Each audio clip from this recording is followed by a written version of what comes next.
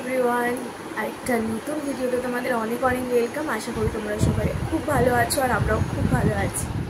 এখন ঘড়িতে ওই 11টা মতন বাজে আর কালকে রাত্রির বেলা থেকে শুরু হয়েছে রেমাল ঝড়। তো মানে থামার কোনো নামই নেই আর প্রচণ্ড ঝড় বৃষ্টি হচ্ছে, দেখতেও ভালো লাগছে। তো আজকে মা এই বৃষ্টির দিনে বানাবে হচ্ছে খিচুড়ি আর ডিমের অমলেট আর হয়তো পাঁচমিশালি সবজি দিয়ে তরকারি বানাবে। আর ততক্ষণে আমি এখন ওই গোপালের সিংহাসন এগুলো সব পরিষ্কার করে নেব। আর বাইরে মানে কালকে রাত্রির থেকে স্টার্ট হয়েছে আর ওয়েদারটা তো খুব ভালো হয়ে গেছে। তবে হ্যাঁ, আমাদের ভালো লাগছে, কিন্তু যাদের মানে বাড়িঘর সেভাবে পাকা নয় তো তাদের তো খুবই কষ্ট। তো সত্যি এই ঝড়টা তাড়াতাড়ি শেষ হয়ে গেলেই ভালো হয়। তো চলো খেয়ে দিয়ে নিয়ে তারপরে বিকালবেলা না তোমাদের সাথে আজকে দুটো ফ্রাইড আইটেম শেয়ার করব।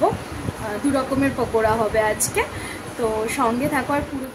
তো মা এখানে বানিয়েছে খিচুড়ি, সিম্পল নারকেল মটরশুঁটি দিয়ে খিচুড়ি বানিয়েছে। এখন ওই গরম মশলার গুঁড়ো, ভাজা মশলা এগুলো আর কি, ঘি এগুলো সব আর কি মানে দিয়ে দিচ্ছে।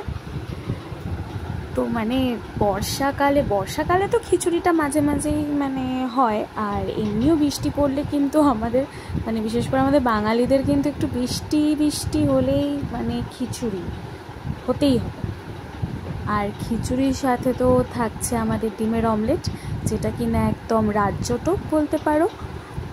ঘড়িতে এখন 5:30 মতন বাজে। দুপুরবেলা খেয়ে ধেয়ে একটা টানা ঘুম দিয়ে তারপরে সকালবেলা তোমাদেরকে বলেছিলাম যে তোমাদের সাথে আজকে দুটো স্ন্যাক্সের রেসিপি শেয়ার করব। একটা হলো ইঁচড়ের পকোড়া আর একটা হলো কাঁচা আমের পকোড়া। আমি গ্যারেন্টি দিয়ে বলতে পারি এই কাঁচা আমের পকোড়া কিন্তু তোমরা কখনো খাওনি আর কোনো চ্যানেলে দেখেছো বলে আমার মনে হয় না। তবে এটা না জাস্ট অসাধারণ হয়, মানে তোমরা জাস্ট একবার ট্রাই করে দেখো বাড়িতে।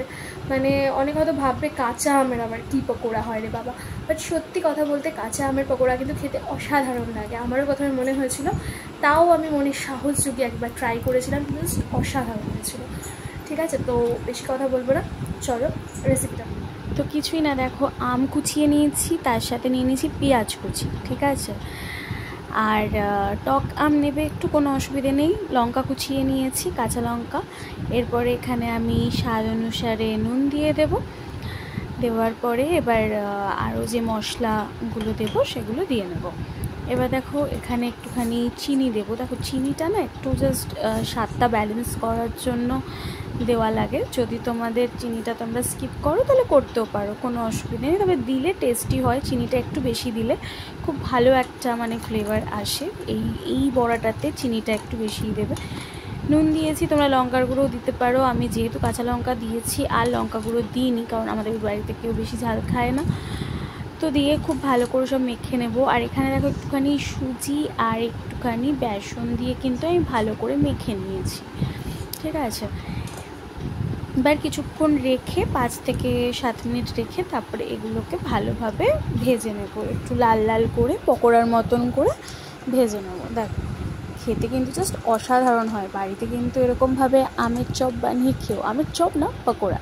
আর এখানে দেখো নিয়ে নিয়েছি আমি ইঁচড়গুলোর যে এরকম মানে এরকম ধরনের অংশগুলো যেগুলো থাকে তোমরা দেখলে বুঝতেই পারছো কোন অংশটার কথা বলছি।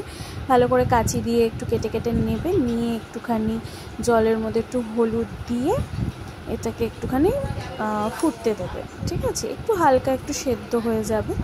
নুন এই মুহূর্তে দেওয়ার কোনো দরকার নেই, তবে তোমরা চাইলেও নুনটা দিতেও পারো, ঠিক আছে, কোনো অসুবিধাও নেই।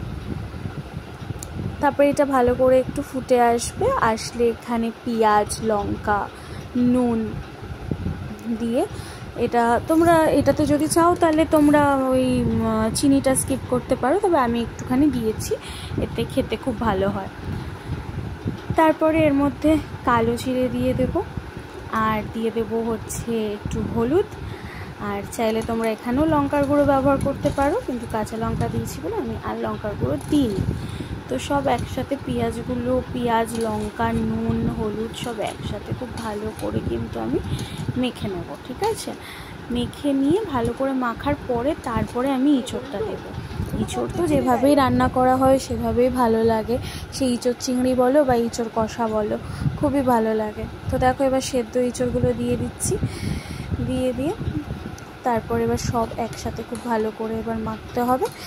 মেখে কিছুই না, জাস্ট মানে মেখে কিছুক্ষণ একটু রেখে দেবে, রেখে দিয়ে তারপরে তার মধ্যে তোমরা যা যা আর কি মানে দিতে। আর হ্যাঁ, অবশ্যই যদি তোমরা একটু গরম মশলা দিতে চাও দিতে পারো এর মধ্যে, গরম মশলার ফ্লেভারটাও পকোড়াতে ভালোই লাগে খেতে।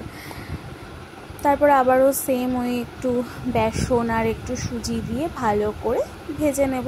অবশ্যই বাড়িতে ট্রাই করো। তো রেসিপিটা কেমন লাগলো অবশ্যই কিন্তু জানিও, আর বাড়িতে কিন্তু অবশ্যই ট্রাই করো। আর কেমন লাগলো আমায় কমেন্ট করে জানিও। ভিডিওগুলো যদি তোমাদের ভালো লেগে থাকে সাবস্ক্রাইব করতে ভুলো না, আর লাইক শেয়ার করতেও ভুলো না।